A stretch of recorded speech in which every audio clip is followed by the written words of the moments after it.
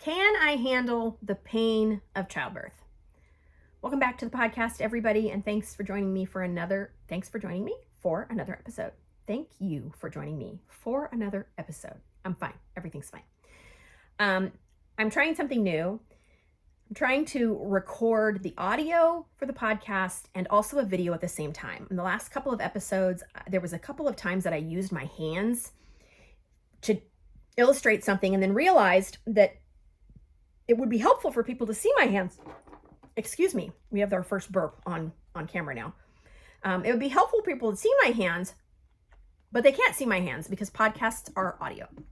So I thought I would record a video as well, and then hopefully just upload them both. You cannot record video and audio and then edit one without the other. That wouldn't make sense, right? So I'm going to try to do it straight shot.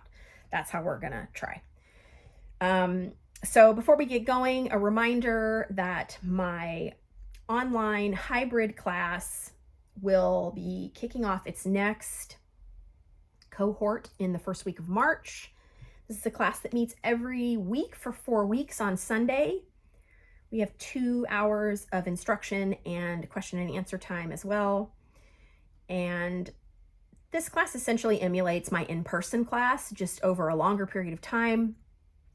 And in a slightly different format. You get access, in addition to the class, to a bunch of great handouts and planning workbooks and other books that I've made for my clients that will no doubt be very, very useful to you as you navigate the end of your pregnancy, your birth, and postpartum. So you can check that out at 13moonsbirthwork.com. That's the number 13. And let's get going with today's subject matter. So the first question I ask in class of people is what they're most nervous about in labor or birth. And pretty much everyone is mostly worried about dying, which is expected, but also, you're more likely to die getting in your car, honestly, than you are having a baby. So it's funny because if you ask somebody, what are you worried? You're getting ready to go somewhere. What are you most worried about? They probably wouldn't say worried about getting in a car accident on the way. But you have a higher chance of getting in a car accident than you do of dying in childbirth, or even being, severely injured or wounded in childbirth. So, but that's always the first thing. And then the second thing is always, can I handle the pain of birth? To which I answer, frankly and immediately, of course you can. Of course you can, because birth has been happening for a very, very, very long time.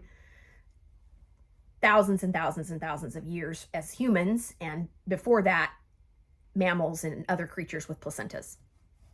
So billions of years really, but certainly 40 or 50,000 years as human beings.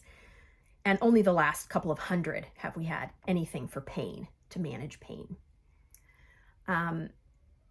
Prior to the advent of pain management, birth was just something you did. People did not die from the pain of childbirth. That's not how it goes, because something in you that's made by you isn't going to be stronger than you. So that's the first thing I like to tell people, is that birth is coming from within you. Your body is not going to create contractions that you can't manage. It just doesn't make sense. The second thing, once we get that laid out, the second thing is to address how the perception of pain changes depending on a lot of other factors. So pain is impacted not just by the sensation of the nerves, the neurons in our body sending those signals to our brain, but also by how tense we are, how frightened we are, how much we're anticipating what's coming, the stories we are telling ourselves about pain. And those things play as much of a role as the actual nerve signal itself. So the second thing, after you acknowledge that your body's not going to create something you can't manage, the second thing to acknowledge is that how you talk to yourself about the discomfort of labor matters. I still commonly use the term contraction to describe what's going on, because it is in fact a muscle contraction. It is from a physiological, anatomical standpoint, it's a muscle contraction. Sometimes people like to call them waves or rushes, which I think are also perfectly lovely ways to describe them. I particularly like the use of the term wave because so much of a contraction is actually like a wave. It has a peak, it has it has a high point, and it has a build up, and it has a letdown, similar to the way a wave is. It's a great visual when you're in labor to think about waves because the sensation is so similar to waves. And even listening to music or the sounds of the ocean can be really helpful. But regardless of what you call it, it is a muscle contraction. And that term, the term contraction, actually brings me some comfort because as a person who is medically trained, who understands how contractions happen in the body via the transmission of ions across the cell membrane, calcium, potassium, sodium, so forth, I understand how a muscle contracts, how it works. So for me, referring to it as a contraction brings to mind a literal muscle contracting, which is what a muscle does when you walk and when you lift something, right? You have to contract your muscle to pick up your cup like I'm doing right now. That's a muscle contraction. That's not pathological, right? It's normal. But how we talk to ourselves about them can impact the way that we feel about them. It's really the only way that I can explain why people who birth at home seem to have less pain in their labor. The idea of pain tolerance in labor and how high or low your pain tolerance is just, it doesn't even make sense because you've never experienced labor until you've experienced labor. And so you really don't know what your quote unquote tolerance is for something. And your tolerance varies a lot depending on a lot of other factors. For those of you who have tattoos, I have a lot of tattoos and I've gotten tattoos at different times of day, different lengths of time I've sat for a tattoo, different levels of detail in the tattoo, different tattoo artists. And the discomfort of a tattoo is always impacted by all of those factors, not just the needle, right? How hard or soft are they pressing? How tense or relaxed am I? How tired am I? Am I hungry? All of those things impact the sensation of pain. And that's true in labor as well. But one of the reasons that I think that people at home seem to experience less pain overall, and that's not a rule, but it does seem to be mostly true, is that fear increases pain. Fear increases tension, and tension increases the perception of pain. And that's what we call the fear, tension, pain triangle cycle. And I'll drop that. It comes from the book that you get when you take my class, but I'll drop that in the show notes just as a standalone PDF so you can read it. It's really informative and very useful for sort of understanding the way that our fear impacts our body when it comes to discomfort. So being at home and feeling safe removes a lot of the fear, right? You can still have fear of the birth itself or of labor or of any of those aspects of it. But when you remove the fear of these are strangers who I don't know, and that fear is very primal because this is an unknown, uncomfortable location, right? When you remove that fear, you remove a whole layer from this experience, right? But that doesn't mean that you can't experience that in the hospital. What it means is you might have to work a little harder. You might have to have some conversations with yourself going in. Ideally, you have a doula always. I'm going to say get a doula. But if you have a doula, your doula is going to walk you through what's going on. And ideally, she's going to be educating you during your pregnancy about protecting your space once you get to the hospital. And we know, as we've talked about in other episodes, and we'll talk about it again and again, that birth is happening in the back of our brain, in the primal part of our brain, not in our brain stem, not the lizard part that just helps us breathe, but more the monkey part, that part that includes all of the innate behaviors of being a mammal. And therefore, even though we have this gigantic frontal lobe up here that allows us all of this thinking and reason and logic, we don't actually need or use that during birth. And the more that we try to use it during birth, actually the more trouble we have overall. Because birth demands a sort of surrender from that part of our brain, if we have to go into that part of our brain to ask questions or defend our choices, then we are taken out of our physiology and put into our thinking mind.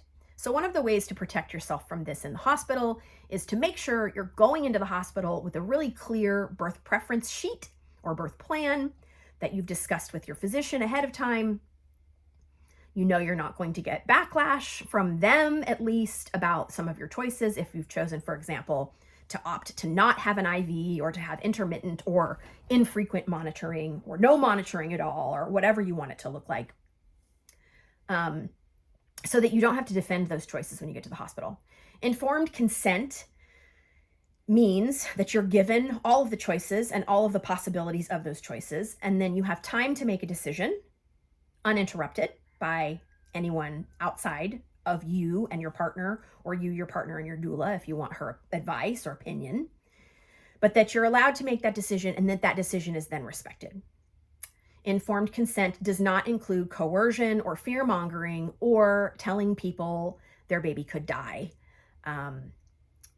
Just like that, just, well, your baby could die. Because yes, your baby could die. I could die. I could die right now. This whole house could cave in on me. Anything can happen, right? Just your baby could die is not informed consent. When it comes to monitoring, informed consent would be, this is what's evidence-based, this is what we do as a hospital, this is what I prefer as a physician. All of those things can be said, but at the end of the day, if you don't want continuous or even intermittent or even periodic monitoring, you can absolutely say that.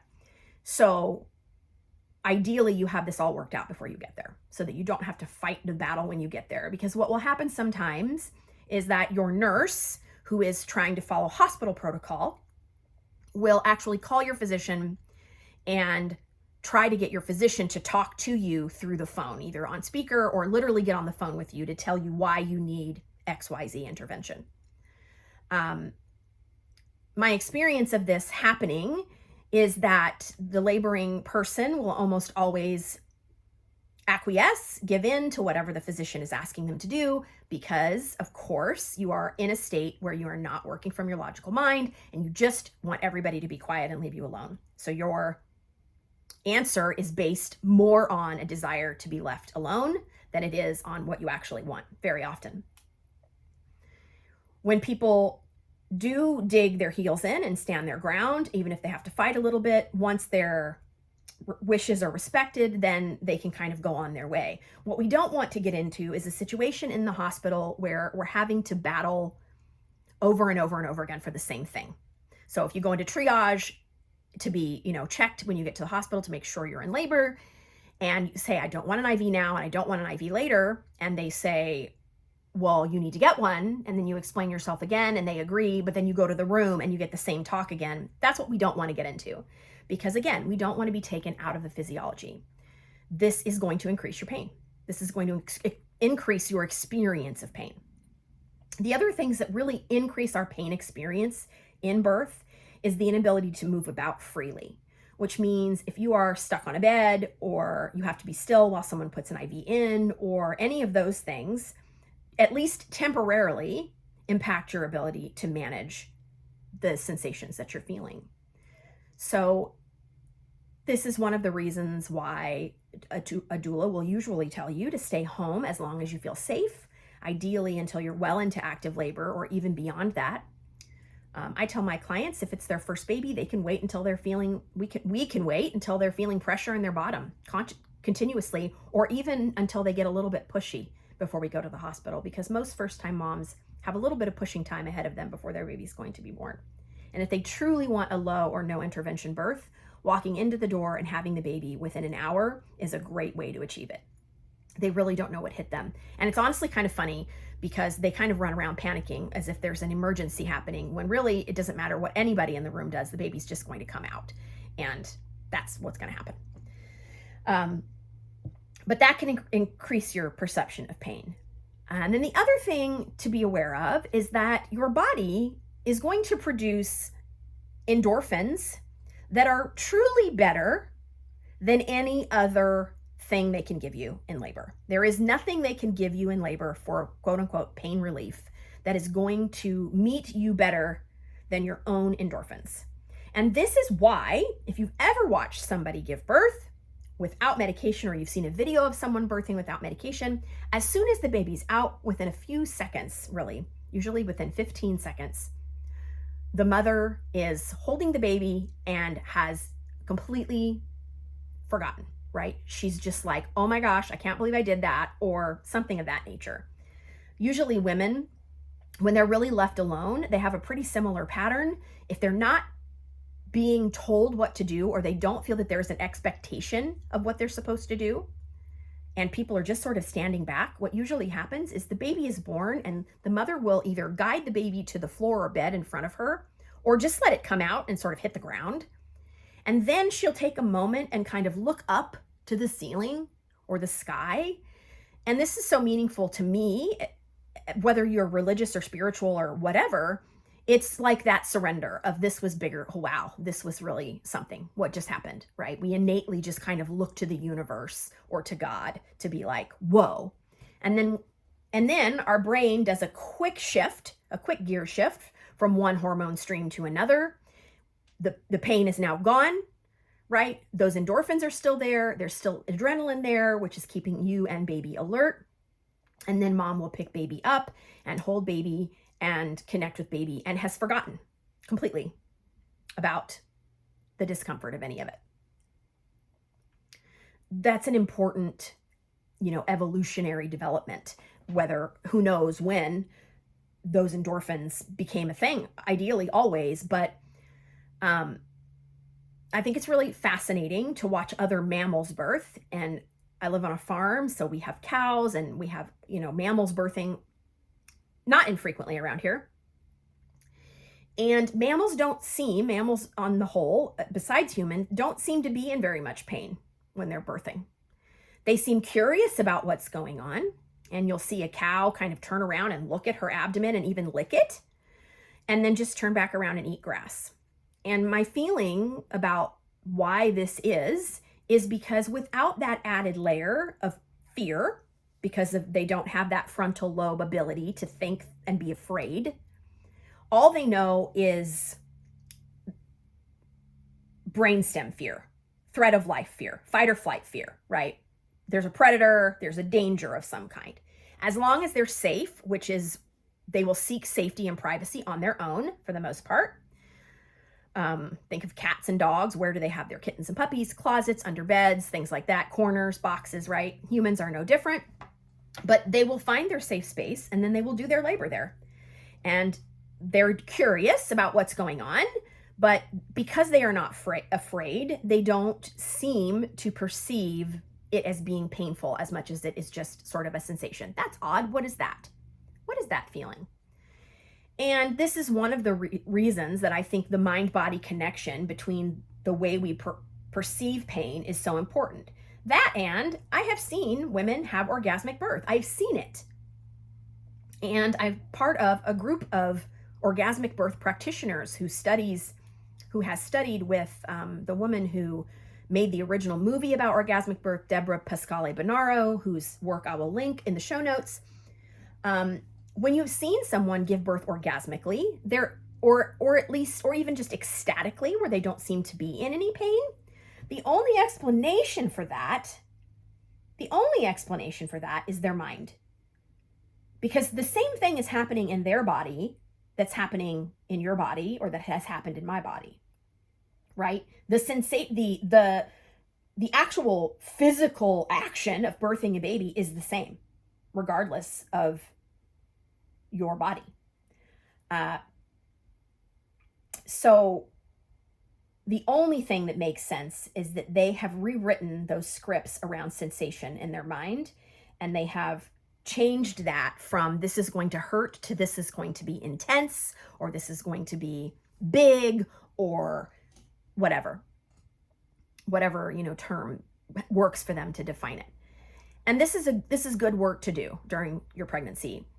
One of the other things that I think is really difficult is that as a culture, we very frequently hear mostly horror stories about birth. So we really don't know what's possible, because the women who are having really pleasurable or births that are not so miserable aren't always talking about it. First, because of shame, because we are, as Americans anyway, are kind of repressed sexually and don't want to think about or talk about sex. And unfortunate. That's unfortunate because the baby gets in there by sex, and the same hormones that put the baby in there are the hormones that get the baby out of there. So to deny the sexual aspect of labor is to deny a huge piece of it that can create a lot of pleasure. So in my personal experience, I have had hospital births and home birth, and medicated with an epidural and unmedicated. And my unmedicated births were actually even more pleasurable for me than the medicated ones. And the reason I think for this is my own endorphins, right? Of course, my ability to remain really present and in my body with what was going on, as opposed to being very detached from it. And sort of, if you talk about control and wanting to regain or retain control in birth, you have to really surrender to birth. But what's so fascinating is that people are apt to get an epidural that removes your control and don't have a problem with that part of it, with surrendering control there. Because you're surrendering control of your mobility most of the time when you get an epidural. You're certainly not walking. You might be able to roll from side to side. You might even, in a low dose epidural, be able to get up on your hands and knees or squat. Every now and then I can get a client into those positions. But for the most part, you're numb and you're laying down. And to me, the ability to move around and be free was more valuable than the sensation relief. And then having a really tight connected family and having my children present, my partner present, my doula, my best friend. I had a room full of people when I had my 5th baby at home. And while I will not say it was not without intensity, it was, most of it, quite lovely. And there were several times during my labor that my husband looked at me and said something, to the effect of, "This is so much fun. I love this. Because we were really having a good time." And I was definitely saying, like, this is hard. And he said to me a few times, I remember, "You're making this look really easy. It doesn't look hard." And I was just like, "No, but it is. It's hard. But it's hard work. But hard work doesn't mean agony, right? I don't think anyone should suffer. And that's why, if we have folks whose labors have gone on for days and days, or who are being induced and whose contractions are coming from a chemical source, not from their own body, and those folks are really, really miserable, that the compassionate thing to do is to make sure they get an epidural because they need that relief. That's different, though. There's a difference between pain and suffering. This is why I often tell people, I was burned in a fire a year and a half or so ago. Our house burned down and I was burned really badly in the fire, and I was in the hospital for 5 or 6 days. And during that time, I had to have bandage changes several times a day and debridements, and I would much rather give birth than do that by 100 times. And the reason is because that pain, the pain or the sensations of labor make a lot of sense, and they have a purpose, right? They're getting somewhere. I tell people in my class to use the acronym PAIN to remember the contractions and the way that they work in our bodies, right? They are purposeful. There's something happening, right? They're doing something. It's not like the pain of a burn that only has the effect of getting you away from the fire. And once you're out of the fire, why does it have to still hurt, right? The pain is to get you to move away, but what if you can't move away? Labor is not that way, right? This is a purposeful sensation that's leading to an ending, and it is anticipated, so you know when it's coming, because if you just had one 3 minutes ago and 3 minutes before that and 3 minutes before that, guess what? Another one's coming at 3 minutes, right? It's intermittent. It's not continual. Regardless of how long you're in labor, only about 25% of the time are actually contractions. So if you have a 16-hour labor, that's 4 hours of contractions, right? So it's intermittent. And so that's kind of a game you can tell yourself. And what's N? Necessary. It's necessary. it has to happen, right? This is how the baby gets out. It makes sense that this is how the baby gets out. If it didn't make sense, then it wouldn't happen. Period. So that's the other thing to look at. And then it's normal. It's normal. It's not like getting burned. That's two ends, but you get the idea. It's not like getting burned. It's a normal sensation that you're supposed to feel. As humans, we're not accustomed to high levels of adrenaline in the absence of danger. So when that adrenaline comes in the end of labor, during transition, and women start to get fearful and say they can't do it or they want to give up, this is the time that their birth partner and doula really have to sort of, double down on giving them lots of good positive feedback and reminding them that not only can they do it, but they are doing it, and that it's almost over, and that they're capable, and so on and so forth. Because those affirmations from the people around us, particularly from other women who have birthed, seem to really, they do the trick. I often in labor will remind dads, I always remind dads, that if mom tends to gravitate towards the doula, especially when things get really intense, know that this is nothing about you. It's a biological drive for us to connect to someone who has been through it, who can tell us we can get through it, right? Because if she did it, I can do it. I know that that's how I felt in my labor, and I know that that's how many of my clients have felt, and then feel like they need to apologize to their husbands because they didn't want to be holding on to their husband at the very end. They end up holding my neck or something like that. That's why. It's not because the husband doesn't provide comfort. It's because the woman in the room provides a sense of capability, right? She provides an affirmation that our husbands or partners that are male anyway can't provide, because they've never been through birth and they're never going to go through birth.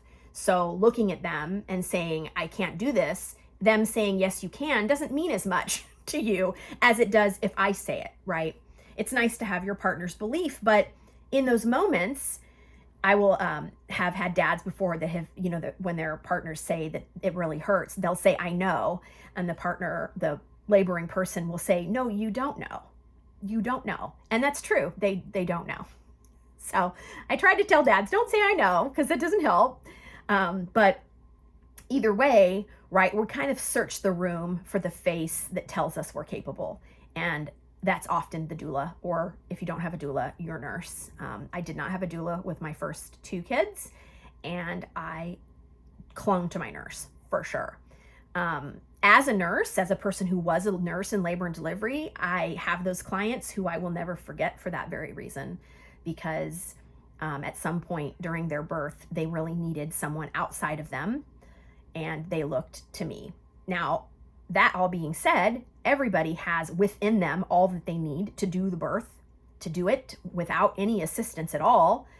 And sometimes I think if women were alone birthing, they would do better, because they wouldn't have the pheromone of fear of other people in the room, and they wouldn't be looking around the room for reassurance. They wouldn't be looking outside of themselves to people who would offer them reassurance. They would have to go internal, and they would have to do it on their own. And in a way, that has its own benefits. And folks that I have talked to that free birth, this free birth means you don't have any birth attendant there. It's just you, your partner. Maybe there's a doula, but not anyone medically trained. But people who free birth are generally, that's what they come out of their birth saying, that they surrendered, that they had to surrender to the experience and to themselves, and that it was very powerful for that reason. So I can see why that would be. And as a birth worker and person who supports women in labor, if they need that support, I'm right there. But also if they go off on their own, I think that they know innately what they need. I myself fell into this sort of looking around the room for answers when I was having my last couple of babies, because by this point I'd been a labor and delivery nurse, and so I had many years of experience under my belt of seeing babies born, and was looking for affirmation that things were okay, mostly. So the answer to can I handle the pain of birth is yes, of course you can. The problem is that our culture and our society doesn't set us up to handle it very well for lots of reasons. One, the drama, right? That was the most miserable thing. I mean, I grew up believing birth was so terrible because that's what my mom said. So changing that narrative. Two, the hospital doesn't leave you alone in your physiology and tends to bug you, which makes things harder for you. Again, we're going back to fear and pain perception, right? And then three, pain relief is right there. And they are driven, at least in America, to sell it to you because it's a business. Anesthesiologists get paid by the epidural. It's a separate bill to your insurance company. So if they don't do epidurals, they don't get paid. In countries where medicine is socialized, like the UK, for example, not that they have birth all figured out, but this is the way it works there, is that the anesthesiologist is on staff. He's in the hospital all the time, he or she. So whether they do 20 epidurals or they do 10 or they do 1 or they do 0, they're still getting paid because they get paid like by the hour like nurses do. So they don't have a motivation to chase people down to try to give them epidurals. And it's interesting because one of the things that I've seen over the years is that anesthesiologists have gotten quicker and quicker at doing them and are spending less and less time at the bedside and really just trying to get in and out of the room very, very quickly, come in, do the epidural, and get out to do the next epidural or to go into the OR or whatever. Some of this might be because of the large caseload. Some of it might be driven by finances. I don't know. But I'll tell you that it's like water in the desert. When you walk in and you are uncomfortable and there is something available to alleviate that pain and someone immediately offers it to you, it is very, very difficult to say no. It's very, very difficult. And you have to have a really, really strong why going in. So reasons to avoid epidurals, we have to go over in a whole other podcast where we talk about epidurals, what they do, how they work, what's in them. But arming yourself with that information and knowledge and going in with a very clear why you don't want one, if you don't want one, is very, very useful and really quite necessary. If I have a client tell me that they don't know if they want an epidural, they're on the fence, they're not sure, they're going to get an epidural almost 100% of the time. And that's fine. That's fine if that's what they want. But what I want people to know and what drives me in this education is to give folks all the information. So you have all the details so that the quote unquote informed consent you're getting in the hospital, which really only addresses some of what's going on, it's not enough. It's not enough. So we need to be educating women what epidurals do, how they change birth outcomes, so that everyone walks in with 100% knowledge and awareness of the potential shifts in outcomes. Just because you get completely dilated or to 9 centimeters and you wait that long to get an epidural does not reduce the risk of those other things happening still.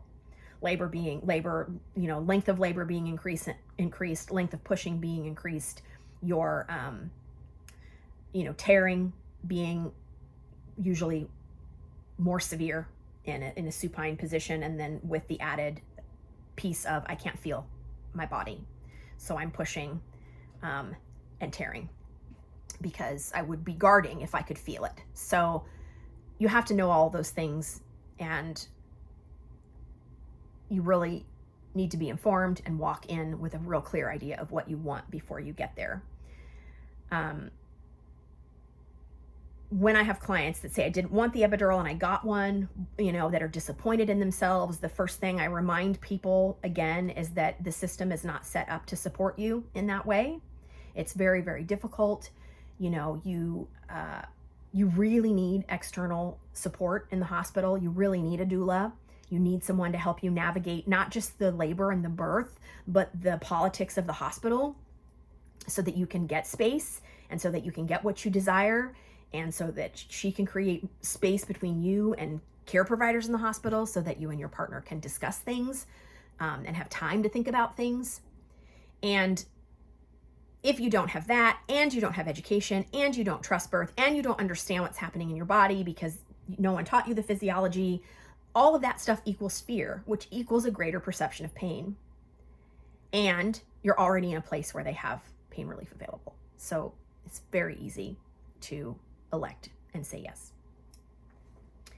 So the last thing I'll say, I'll finish it off with my experience, and it is this. I have worked with people, of course, with unmedicated and medicated and all different kinds of medication. But I have never had a client ever regret natural childbirth. I've never had a client on the other side of their birth say, I wish I'd gotten the epidural. I have had clients say they wish they hadn't. So for me, that's powerful. Excuse me, there are certainly cases where an epidural is very warranted, and that's a very case-by-case basis. We love them when they're needed. But in a normal physiological, uncomplicated birth, they're usually not needed. And what's really needed more is surrender and trust. And to know that you are so capable of managing whatever comes your way during your birth, whether it's expected or unexpected. And you wouldn't be given something you couldn't handle, right? Okay, I hope you found this episode helpful, and happy birthing.